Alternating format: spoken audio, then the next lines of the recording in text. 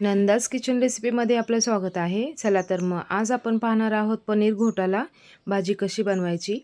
चला तर मग पाहूयात। त्यासाठी इथे मी 2 मोठे कांदे बारीक कट करून घेतलेले आहेत, 2 टोमॅटो बारीक कट करून घेतलेले आहेत आणि 2 शिमला मिरची ती सुद्धा बारीक कट करून घेतलेली आहेत। त्यानंतर इथे मी 5 ते 6 मिरच्या घेतलेल्या आहेत, त्या बारीक कट करून घेतलेल्या आहेत। अद्रक आणि लसूण सुद्धा घेतलेले आहे, ते सुद्धा बारीक कट करून घेतलेला आहे। त्यानंतर इथे मी 1 चमचा पावभाजी मसाला घेतलेला आहे, 1 चमचा धना पावडर, 1 चमचा चाट मसाला घेतलेला आहे, लाल मिरची घेतलेली आहे 1 चमचा आणि पाव चमचा हळद आणि पाव चमचा जिरे घेतलेले आहेत। आता गॅसवरती एक कढई ठेवून कढई चांगली गरम झाली की त्याच्यामध्ये 1 ते 1.5 पळी तेल टाकून घ्यायचं आहे। तुमच्या आवडीप्रमाणे तुम्ही ह्याच्यामध्ये बटर सुद्धा वापरू शकता। त्यानंतर कढई चांगली गरम झाली की त्याच्यामध्ये पाव चमचा जिरा टाकून घ्यायचा आहे।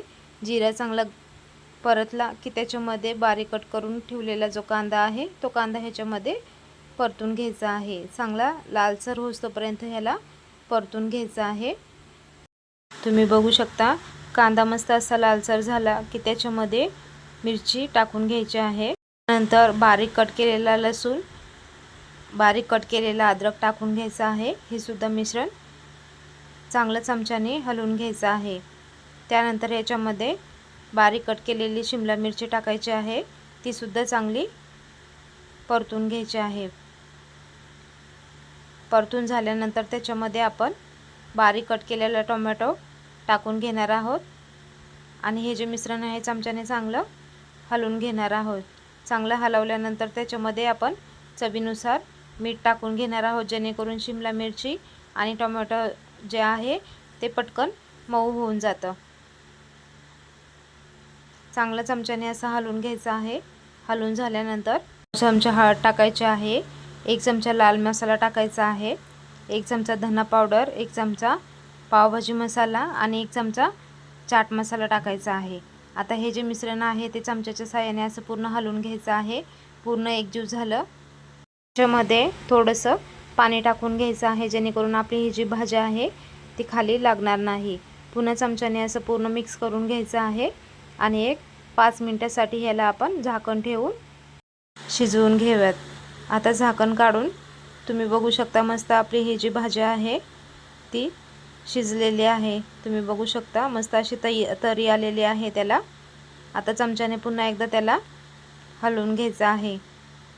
त्यानंतर इथे मी 200 ग्रॅम पनीर घेतलेलं आहे, ते किसणीच्या साहाय्याने किसून घेतलेलं आहे। ते पनीर ह्याच्यामध्ये आता टाकून घेऊयात। टाकून झाल्यानंतर चमच्याच्या साहाय्याने त्याला असं हलवून घ्यायचं आहे। पूर्ण भाजी मिक्स करून घ्यायची आहे।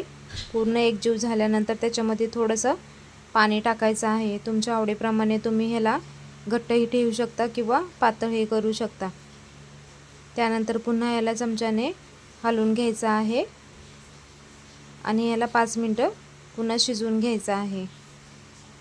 बघू शकता मस्त आपला असा जो पनीर घोटाला आहे तो बनून तयार झालेला आहे। आता त्याच्यामध्ये 2 चमचे टोमॅटो केचप टाकून घ्यायचा आहे। त्यानंतर इथे मी 2 वडी चीज घेतलेला आहे, ते सुद्धा किसणीच्या साहाय्याने किसून ह्याच्यामध्ये टाकलेलं आहे। चीज तुम्ही तुमच्या आवडीप्रमाणे टाकू शकता।